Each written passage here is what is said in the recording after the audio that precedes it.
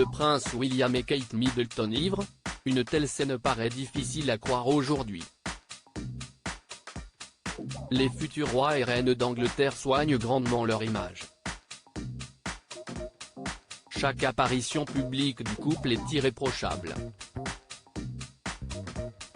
Qu'il s'agisse de visites officielles, de rencontres avec de jeunes enfants ou des membres d'établissements de santé, d'inauguration de restaurants et de bars ou d'événements religieux, le duc et la duchesse de Cambridge répondent toujours présents et s'affichent sous leurs meilleurs jours.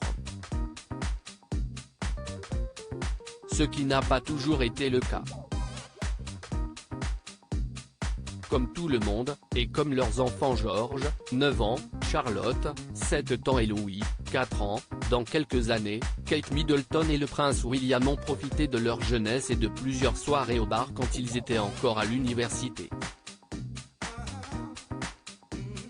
À l'époque, pas de protocole.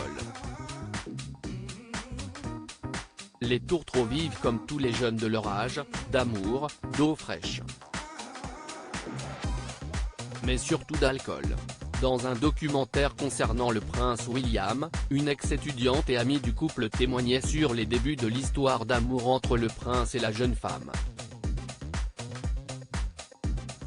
Notamment au sujet d'une soirée dans un bar non loin de l'université St Andrews, où tout a commencé entre eux. Je me souviens des deux assis au bar, et William lui pinçait le derrière.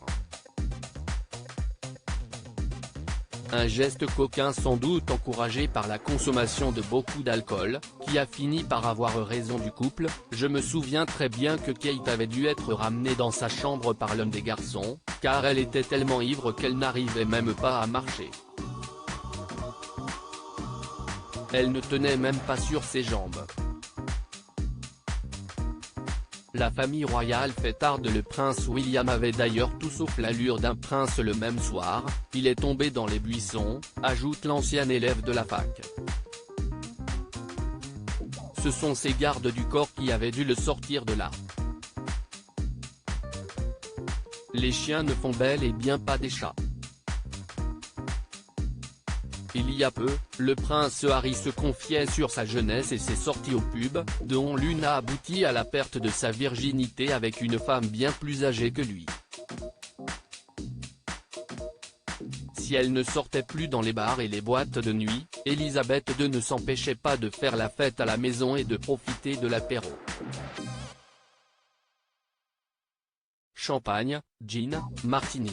La souveraine raffolait de ces petits plaisirs que la vie lui permettait encore d'avoir.